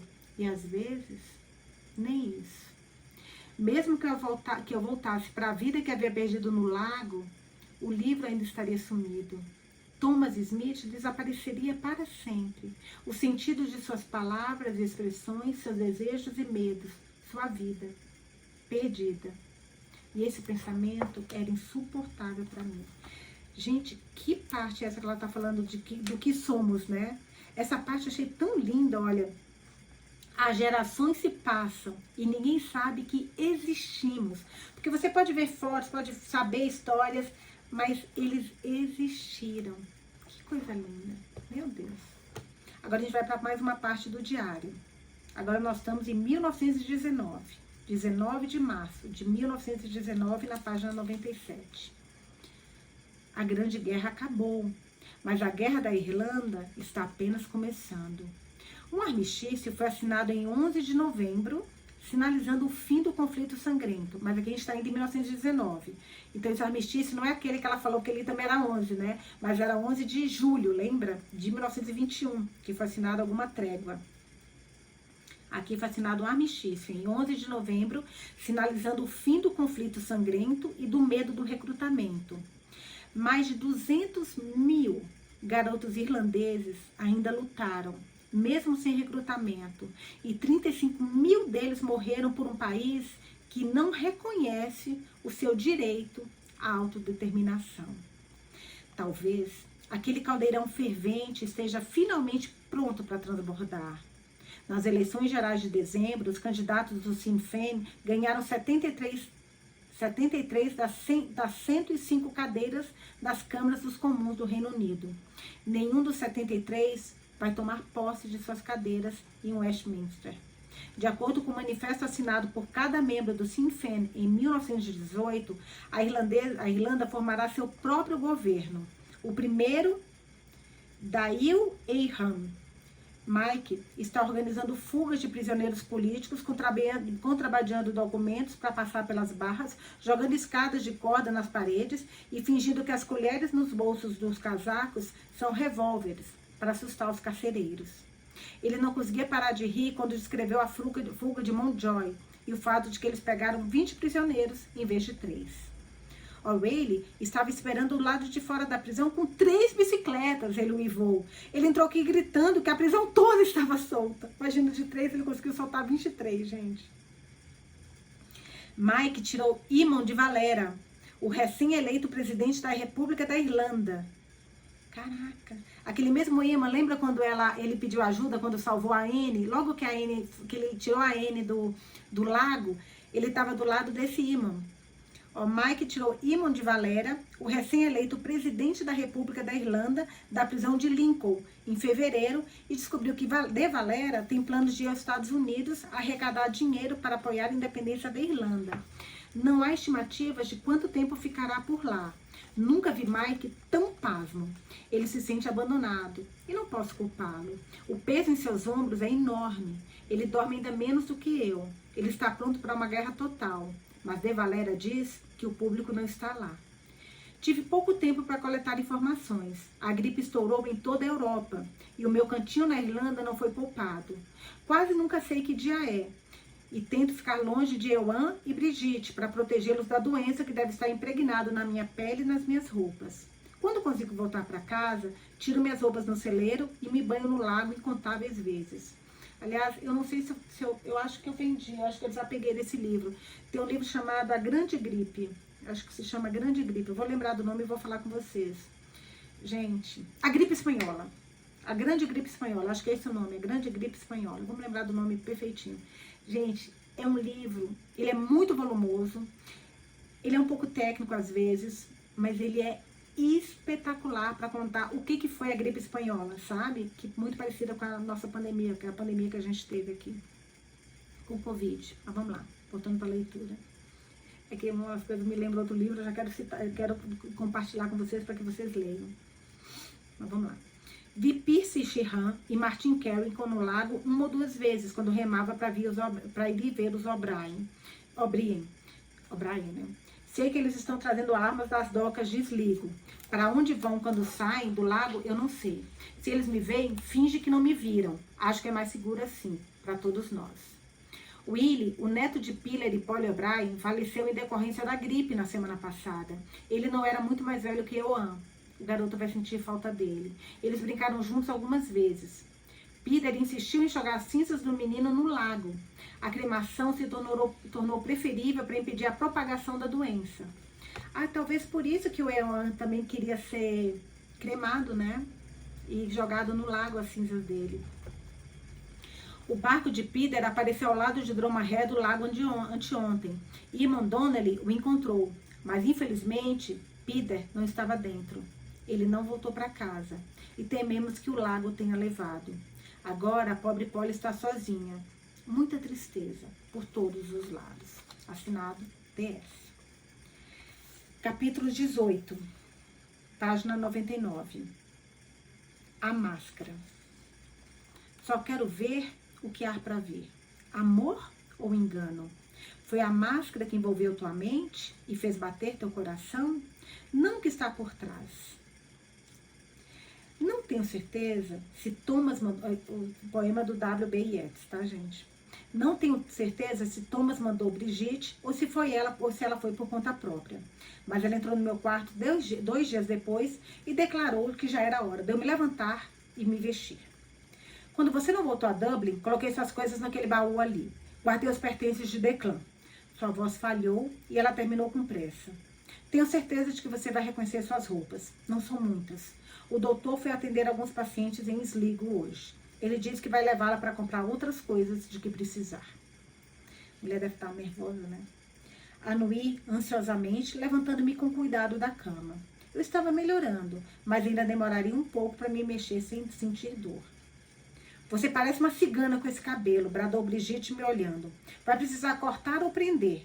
As pessoas vão achar que você escapou de um hospício. Mas é isso que você quer que elas pensem, não é? Se as pessoas acharem que você é louca, não vai precisar se explicar. Tentei alisar meus cachos escuros, envergonhada. Não conseguia me imaginar com o penteado à la Gibson Girl, que Brigitte usava. Não sabia se era a moda daquela época, mas eu não iria aderir. O cabelo de Anne estava da altura do queixo em uma das fotos. Os cachos caíam suavemente ao redor do rosto. Também não conseguia me imaginar naquele estilo. Meu cabelo era enrolado demais, e sem o peso do comprimento, ficaria muito armado. Quantas afirmações de Brigitte sobre a loucura... Não seria má ideia. Se as pessoas pensassem que eu era louca, manteriam distância. Brigitte continuou murmurando amargamente como se eu não estivesse no quarto. Você volta, sei lá de onde, nada menos do que baleada, vestindo roupas de homem, e esperava ser recebida o quê? De braços abertos? Não esperava isso, respondi, mas ela me ignorou, destrancando o baú sobre a janela da frente com uma pequena chave que tirou do bolso do avental. Levantou a tampa e, satisfeita que o baú contivesse os itens de que ela se lembrava, virou-se para sair do quarto. Acho melhor você deixar Ewan em paz. Ele não se lembra de você e você só vai magoá-lo com seu esquecimento, ordenou por cima do ombro. Não posso fazer isso. Falei antes mesmo de perceber que as palavras estavam na minha língua.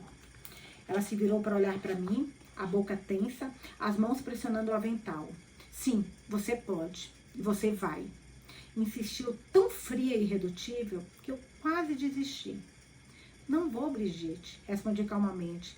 Vou passar o máximo do tempo que conseguir com ele. Não tente mantê-lo longe de mim.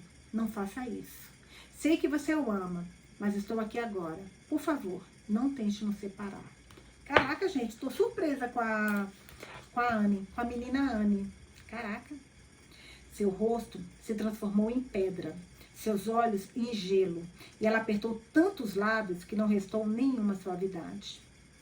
Você o amou e cuidou dele tão bem. Ele é tão bonito, Brigitte. Obrigada por tudo que você fez. Nunca serei capaz de expressar o quanto sou grata. Eu disse em tom suplicante, mas ela se virou, aparentemente impassível, e saiu do quarto. Sua raiva era algo físico. Sua dor e seu ressentimento eram tão presentes e reais quanto a ferida em meu abdômen. Eu precisava ficar me lembrando de que aquela raiva, ainda que fosse direcionada a mim, não era o meu fardo. Percorri o corredor até o banheiro, lavei o rosto, escovei os dentes e penteei o cabelo antes de voltar para o quarto e para o baú que me aguardava. Vasculhei o conteúdo ansiosa para me livrar daquela camisola, me vestir e sair do quarto, em que padeci por 10 dias. Coloquei uma saia preta longa e tentei fechá-la. O cós era muito pequeno, ou eu ainda estava muito inchada. Tirei-a e procurei roupas íntimas no baú. A calcinha que eu estava usando quando Thomas me tirou do lago estava úmida, porque eu tinha lavado na pia do banheiro no dia anterior. O restante das minhas roupas estavam cuidadosamente dobrado na prateleira de cima do pequeno guarda-roupa, com os buracos de bala habilmente consertados. Mesmo antes de saber que estavam aqui, tinha considerado usá-las, mas sei que a estranheza desse traje iria atrair mais olhares e encorajar perguntas que deveriam ser deixadas de lado. Desenterrei um casaco na altura da coxa, com uma faixa grossa na cintura, a gola grande e 3 grandes botões. Debaixo dele, uma saia combinando a altura do tornozelo, do marrom mais sem graça que já tinha visto. Encontrei um chapéu de seda marrom, enfeitado com uma fita marrom dentro de uma caixa de chapéus esfarrapadas. Imaginei que os itens tivessem sido usados todos juntos. Um par de botas baixas, gastas nos dedos e na sola do pé, estavam enfiados debaixo da caixa de chapéus. Consegui colocar meus dedos nela e fiquei feliz que serviram, assim não teria que andar descalça. Mas me curvar para amarrá-las estava fora de cogitação. Tirei as botas e continuei explorando. Peguei uma engenhoca que só podia ser um espartilho. As barbatanas, a amarração e as fivelas penduradas me fizeram estremecer de horror e fascinação. Coloquei na cintura, onde ficou todo aberto, parecendo uma pulseira larga, as extremidades sem se tocar. Na parte superior, alargava-se suavemente, proporcionando um pouco de espaço para os seios, com um amontoado de fita abarrotado com um botão de rosa entre eles. O espartilho pendia mais para baixo da frente e atrás e se erguia ligeiramente nas laterais, liberando os quadris para se movimentar. Claramente, as fivelas barulhentas da frente e das costas foram projetadas para serem presas a meia calças compridas. Mas o que as mulheres usavam por baixo? A contradição de usar algo tão antiquado e que prendia tanto como um espartilho e, ao mesmo tempo, estar nua onde era mais importante foi hilária para mim. E eu ri enquanto eu tentava forçar os dois lados de seda a se juntarem. A maior parte das mulheres da Irlanda não tinha uma empregada pessoal. Eu estava convencida disso. Então, como conseguiu fechar essa maldita coisa? Prendendo o ar e sentindo muita dor, consegui conectar os 2 ganchos superiores sobre os seios antes de abandonar a engenhoca. Espartilho e ferimentos à bala no abdômen, por menores que fossem, não combinavam. Voltei ao baú, na esperança de encontrar algo que pudesse realmente o vestir. Uma blusa branca, de gola branca, grande e mangas compridas, terrivelmente amassadas e um pouco amareladas em algumas partes, serviu bem. As mangas estavam um pouco curtas, mas o estilo geral era indulgente e volumoso, e a manga 3/4 quase parecia proposital. O casaco e a saia marrom serviram, mas a lã cheirava a umidade e naftalina, e a ideia de usar por aquilo por qualquer tempo que fosse era desagradável. Eu parecia a irmã deselegante de Mary Poppins. E me perguntei por que a primeira Anne Galahad escolhera uma cor que não ficava nem um pouco bem nela, considerando que eu era sua sócia. Tirei o conjunto e a blusa e passei para a próxima. Um vestido branco, com decote quadrado e sem adornos, exceto por alguns pedaços de renda na bainha e no centro, parecia promissor. Outra peça, bordada com a mesma renda, tinha sido feita claramente para ser usada sobre o vestido. Tinha mangas finas na altura dos cotovelos e laterais abertas que revelavam o vestido por baixo. Havia também uma faixa grossa para ser amarrada em volta das 2 peças. Puxei o vestido sobre a cabeça, entrando na peça fina e elegante, e amarrei a faixa frouxamente em volta da cintura, com um laço nas costas. Precisava ser passado e batia no meu tornozelo, mas servia. Encarei minha imagem num longo espelho oval e percebi com sobressalto que aquele era vestido que a minha bisavó estava usando na foto com Declan e Thomas. Na foto, minha bisavó usava um chapéu branco de aba redonda, enfeitado com flores. O vestido era bonito demais para o dia a dia, mas eu estava aliviada de ter algo que pudesse chamar de meu. Tirei o cabelo do rosto e tentei prendê-lo na nuca. Uma batida suave na porta me fez abandonar o cabelo e dobrar os dedos do pé contra o piso de madeira, nervosa. Entre, respondi chutando espartilho no chão que foi parar embaixo da cama como uma fivela aparecendo acusadora. Então você achou suas coisas, disse Thomas suavemente com os olhos tristes. Admitir que as coisas tinham sido minhas era mais uma mentira. Então chamei a atenção dele para o linho amarrotado. Precisa passar. Sim, está naquele baú há muito tempo, disse ele. Assenti a alisei a roupa, meio sem graça. Tem mais alguma coisa aí que você pode usar? Ele perguntou com a voz aflita. Algumas coisas, eu esquivei-me. Eu precisaria vender meu anel e os diamantes dos meus brincos. Não daria para viver com o conteúdo do baú. Thomas claramente concordava com isso. Você vai precisar de mais do que o seu vestido do seu casamento. Poderia usá-lo na missa, suponho, ponderou ele. Meu casamento? Era o vestido do casamento, gente. Falei surpresa demais para conter a língua. Toquei minha cabeça pensando no chapéu que Anne usava na foto. Não parecia uma foto de casamento. Você não se lembra disso também? Ele perguntou incrédulo, aumentando o tom da voz, e a suavidade das boas lembranças deixou seus olhos quando respondi com aceno de cabeça. Foi um belo dia, Anne. Você e Declan estavam tão felizes.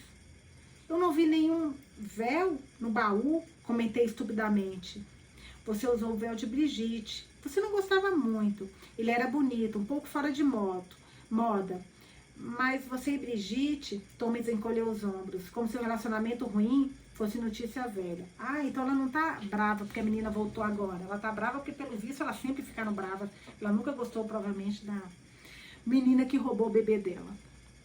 Tem mães ciumentas, né? Mistério resolvido. Respirei fundo e tentei encontrar o olhar de Thomas. Vou tirar e colocar o casaco de lã, murmurei, desviando o olhar desesperada para mudar de assunto. Não sei por que Brigitte guardou aquilo. É a coisa mais feia que já vi. Mas você está certo, o vestido não vai dar. Brigitte disse que preciso cortar o cabelo, anunciei. Mas prefiro não cortar. Só preciso de alguns alfinetes ou elásticos para fazê-lo ficar mais apresentável. E também preciso de ajuda para amarrar as botas. Vire-se, ordenou Thomas. Fiz o que ele mandou. Insegura, mas obediente. Sobressaltei quando ele pegou meu cabelo na mão e começou a trançar, entrelaçando os fios até obter uma longa trança. Fiquei muito surpresa, mas permaneci perfeitamente imóvel, aproveitando a sensação de suas mãos no meu cabelo mais uma vez. Ele amarrou a trança e enrolou as pontas algumas vezes, espetando a coisa toda várias vezes com o que pareciam ser grampos. Pronto, exclamou ele. Senti o coque enrolado na base da minha cabeça e me virei. Você é cheio de surpresas, Thomas Spitz. Carrega grampos de cabelo no bolso? Suas bochechas ficaram um pouco rosadas. Um rubor tão discreto que eu não teria percebido se não estivesse tão perto e olhando tão atentamente. Brigitte me pediu para entregá-los a você, ele pigarreou. Minha mãe sempre teve o cabelo comprido. Eu observei trançá-lo milhares de vezes. Depois do derrame, ela não conseguia mais. Às vezes, eu trançava para ela. Não fazia um trabalho excelente. Mas se você usar aquele chapéu feio com esse casaco horroroso, ninguém vai prestar atenção no seu cabelo. Eu ri e seus olhos foram atraídos pelo meu riso. Sente-se, ordenou ele apontando para a cama. Obedeci novamente e ele pegou as botas. Não tem nenhuma meia aí? Ele inclinou a cabeça em direção ao baú. Sacudi a cabeça. Bem, vamos resolver isso o mais rápido possível. Mas agora, vamos à bota. Ele se agachou e eu coloquei o pé dentro da bota levantada. Mantive meu pé descansando em seu peito, enquanto ele ajudava a encaixar. Não posso ajudar com aquilo, murmurou Thomas com os olhos nos espartilhos, que do ângulo que ele estava fazia-se totalmente visível. Não vou usá-lo tão cedo, estou muito inchada e ninguém vai perceber de qualquer forma. Não sei o que falar para eles, Anne, ele disse. Não posso mantê-lo em segredo para sempre. Você precisa me ajudar. Você esteve morta por 5 anos. Ajudaria se você tivesse uma explicação, mesmo que seja ficção pura. Eu estava nos Estados Unidos. Ele me fuzilou com os olhos. Você deixou seu filho, um bebê, e foi para os Estados Unidos? Sua voz era tão fria que quase congelei. Desviei o olhar. Eu não estava bem. Estava enlouquecendo de tanta dor. Murmurei sem conseguir encará-lo. Eu estava nos Estados Unidos. E quando ela morreu, eu estava enlouquecendo de dor. Ele ficou quieto e pelo canto dos olhos pude ver seus ombros ligeiramente curvados e a imobilidade na inclinação da sua cabeça. Brigitte disse que parece que escapei de um hospício. Talvez seja isso que devemos contar, continuei estremecendo. Meu Deus, Thomas sussurrou. Eu posso fazer esse papel, continuei. Eu me sinto louca. E Deus sabe que estou perdida. Por que você tem que interpretar um papel? É verdade. Qual é a verdade, Anne? É isso que eu quero saber. Quero saber a verdade. Você pode mentir para todo mundo, mas, por favor, não minta para mim. Estou tentando com todas as minhas forças, murmurei. O que isso quer dizer? Ele se levantou e me encarou. É impossível você acreditar na verdade. Você não vai acreditar. Vai achar que estou mentindo. Eu contaria a verdade se eu achasse que iria ajudar. Mas não vai, Thomas. Ele deu um passo para trás como se tivesse recebido um tapa. Você falou que não sabia, ele disse. Eu não sei o que aconteceu depois da revolta da Páscoa. Não sei como cheguei aqui. Não entendo o que está acontecendo comigo. Então me conte o que você sabe.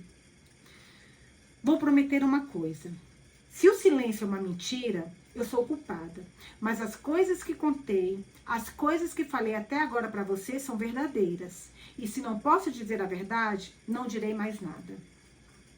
Thomas balançou a cabeça. A raiva e a perplexidade estampadas no rosto. Depois se virou e saiu do quarto sem dizer uma palavra. E eu fiquei me perguntando mais uma vez quando essa situação terminaria. Quando tudo isso terminaria? Quando minha vida se endireitaria? Eu estava mais forte agora. Estava bem o suficiente até para escapar até o lago. Em breve, eu entraria na água e afundaria nela, desejando voltar para casa e deixando Euan e Thomas para trás. Em breve, mas não agora. Eles vão me reconhecer? Perguntei, levantando a voz para ser ouvida, mesmo com o vento e o barulho do motor. Thomas estava sentado ao volante de um carro que parecia ter saído do Grande Gatsby em direção a Sligo. Euan estava empoleirado entre nós. Ai, gente, cada vez que o Euan aparece, meu coração se enche de amor, gente. Nossa, como eu amo esse menino, meu Deus. Euan estava empoleirado entre nós, cuidadosamente vestido com um pequeno colete e uma jaqueta, seus joelhos ossudos se projetando entre a bainha do seu short comprido e a parte de cima de suas meias altas e escuras. Ele estava usando o mesmo tipo de cap que usou a vida toda, a aba puxada para baixo sobre os olhos azuis. Que legal! Então ele sempre usou esse tipo de chapeuzinho no rosto, que é bem típico da Irlanda, né? Eu acho, pelo que ela falou aqui. Bom, vamos voltar para a leitura. O carro era um conversível, um perigo na chuvosa Irlanda. Mas o céu estava aberto, a brisa suave e a viagem agradável. Eu não tinha saído de casa desde o dia no lago. Meus olhos estavam vidrados na paisagem familiar. A população da Irlanda não aumentou em 100 anos, deixando o cenário praticamente inalterado, geração após geração. Você está preocupada que alguém possa reconhecê-la? Respondeu Thomas em tom interrogativo. Estou, admiti, cruzando o olhar com dele rapidamente. Você não é de Sligo. Poucas a conhecem.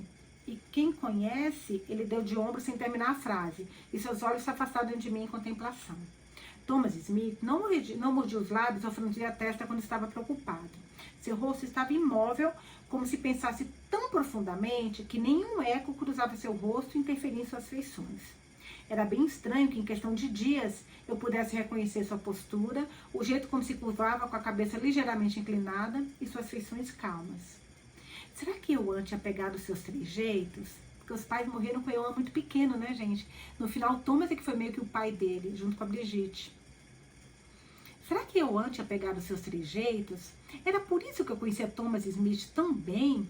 Teria Euan absorvido os hábitos do homem que entrara em sua vida e criara o menino que Declan deixara órfão? Eu reconhecia pequenas semelhanças. A postura ampla, os olhos baixos, as ruminações serenas. Essas semelhanças me fizeram sentir saudade do meu avô. Sem pensar, peguei a mão de Euan. Seus olhos azuis me fitaram e sua mão apertou a minha e tremeu. Então ele sorriu. Uma revelação que acalmou um desejo e deu origem a outro. Gente, cada vez que Euan aparece, eu morro de amor. Meu Deus. Estou com um pouco de medo de ir às compras, sussurrei em seu ouvido. Se você segurar minha mão, vai me ajudar a ser corajosa. Nana ama fazer compras. Você não gosta? Eu gostava, geralmente. Mas o medo em meu estômago, ampliado pela ideia de espartilhos com alças penduradas, roupas estranhas e minha completa dependência de Thomas, aumentava conforme Sligo surgia. Olhei ao redor maravilhada, tentando achar a catedral para me orientar. Meu peito começou a queimar. Tenho brincos e um anel. Acho que podemos vender ambos por um bom preço. Deixei escapar. E só então pensei melhor no que havia dito. Eu não sabia nada sobre o anel. Afastei o pensamento da cabeça e tentei de novo. Tenho algumas joias e gostaria de vendê-las para ter meu próprio dinheiro. Você pode me ajudar com isso, Thomas? Não se preocupe com dinheiro, cortou Thomas olhando para frente. Eita, que eu precisava do homem falando isso comigo também. Vanusa, não se preocupe com dinheiro não, Vanusa. Eita, coisa boa, meu Deus. Thomas, venha para a minha vida, por favor. Mas vamos lá. Deixa eu parar de sonhar. Um médico do interior pago em galinhas e leitões ou sacos de batata, não poderia estar completamente despreocupado com dinheiro, e minha apreensão aumentou ainda mais. Mas ele herdou o dinheiro do padrasto, né? Lembra que ele falou que tinha dinheiro, ações, um monte de coisa. Quero meu próprio dinheiro, insisti. Também preciso arrumar um emprego. Emprego? Meu Deus, eu nunca tinha trabalhado. Escrevi histórias desde o momento em que consegui formar uma frase. Escrever não era um trabalho. Não para mim. Você pode ser minha assistente, disse Thomas com o maxilar apertado e os olhos na estrada. Eu não sou enfermeira. Eu era? Ela era? Não, mas é capaz de ser. Ela que ela tá falando é a Anne, né? Que ela não lembra se a Anne era enfermeira ou não. Por isso que ela falou, eu não sou enfermeira. Eu era? Ela era? Não, mas é capaz de seguir instruções e me dar uma mão de vez em quando. É tudo que eu preciso. Quero meu próprio dinheiro, Thomas. Vou comprar minhas próprias roupas. Nana disse que você deveria chamar o Thomas de Dr. Smith, disse Eoan entrando na conversa. E disse também que ele deveria chamar você de Senhora Galahad. Essa Brigitte já deve ter sentido um clima. E Eoan, que não segura como toda criança, né? Não segura nada. Ficamos em silêncio. Eu não tinha ideia do que falar. Mas sua avó é Senhora Galahad também. Ficaria confuso, não? Rebateu Thomas. Além disso, Anne era minha amiga antes de ser a Senhora Galahad. Você chama sua amiga Miriam de Senhorita McHugh? Eoan cobriu a boca, mas deixou escapar uma risada abafada. Miriam não é uma senhorita. Ela é uma praga, rebateu ele.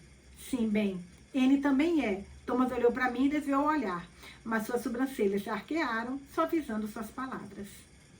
Tem uma joalheria ou uma casa de penhores em Sligo? Insisti, não querendo deixar o assunto passar, praga ou não. Dizia-se casa de penhores em 1921? A histeria continuava crescendo dentro de mim. Caraca. Thomas inspirou fundo e nós todos pulamos com a estrada esburacada. Tenho 3 pacientes para visitar. Nenhuma das paradas vai demorar muito, mas vou deixar você e Eoan na parte baixa da Knox Street. Fique perto da sua mãe, Eoan, e ajude-a. Há um penhorista perto do Royal Bank, Daniel Kelly. Ele vai ser justo com você. Quando terminar, suba até a loja de departamentos Lyons. Você vai encontrar tudo o que precisa lá. Eoan estava pulando no banco entre nós, obviamente empolgado pela menção da loja de departamentos. Encontro vocês lá quando terminar, prometeu Thomas.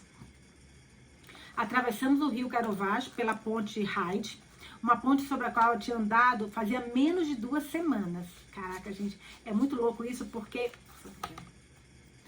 as coisas, tudo que ela passou, tudo que aconteceu, né? Só que em uma outra época. Meu Deus. Então, atravessamos o rio Garavog pela ponte Hyde, uma ponte sobre a qual eu tinha andado fazia menos de 2 semanas e fiquei boca aberta. O campo não tinha mudado, mas os tempos, certamente sim. As ruas não pavimentadas e livres do trânsito e do congestionamento de 2001 pareciam muito mais largas. Os edifícios, muito mais novos. O Museu Memorial Yates ficava na esquina, mas não era mais um museu. As palavras Royal Bank estavam escritas em destaque na lateral. Alguns carros e uma van de entrega passavam, barulhentos pela rua. Quase todos eram pretos e todos eram antigos. Não tanto, né, minha querida Anne? Eles eram da época. E carroças forjadas por cavalos eram comuns. A maior parte do tráfego era de pedestres com roupas elegantes e o passo rápido. Havia algo nas roupas, as formalidades dos ternos e gravatas, coletes e relógios de bolso, vestidos e saltos, chapéus e casacos compridos, que dava tudo um decoro que contribuía para o meu senso de surreal. Era um cenário de filme e nós éramos atores. Anne? Thomas cutucou suavemente. Tirei os olhos das vitrines, da calçada ampla e dos postes de luz, dos carros antigos e das carroças, das pessoas que estavam todas, havia muito tempo, mortas. Caraca, que pensamento, meu Deus. Eu não tinha pensado nisso, meu Deus. Estávamos estacionados em frente a um pequeno estabelecimento, a apenas 2 portas do imponente Royal Bank. 3 bolas douradas caíram suspensas de um mastro de ferro forjado ornamentado e lia-se Kelly e Cole no vidro em uma fonte barroca que ninguém mais usava. Eoan se contorcia impaciente ao meu lado, ansioso para sair do carro. Coloquei a mão na maçaneta com as mãos úmidas e a respiração curta. Você disse que ele seria justo, mas eu não faço ideia do que seria justo, Thomas. Soltei protelando minha descida. Não aceite menos de 100 libras, Anne. Não sei onde você conseguiu diamantes, mas aqueles brincos valem muito mais do que isso. Não venda seu anel. Quanto à loja de departamentos, tem uma conta na Lions. Use-a.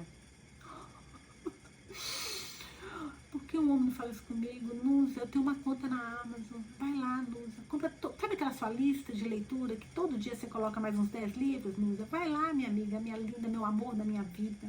Compre todos os livros que você quer. Nossa, ia ser feliz, viu? Então, vamos lá.